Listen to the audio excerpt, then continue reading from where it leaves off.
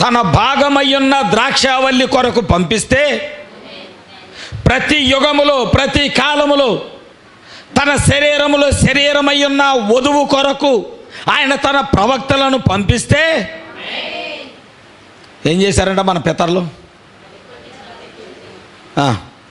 రాళ్లతో కొంతమందిని కొట్టారు, కొంతమందిని చంపేశారు, కొంతమందిని రంపాలతో కోశారు, చిత్రహింసలు పెట్టారు. అవునా? ముక్కలు ముక్కలుగా కోశారు. అవునా కాదా? దేవునికి స్తోత్రాలు.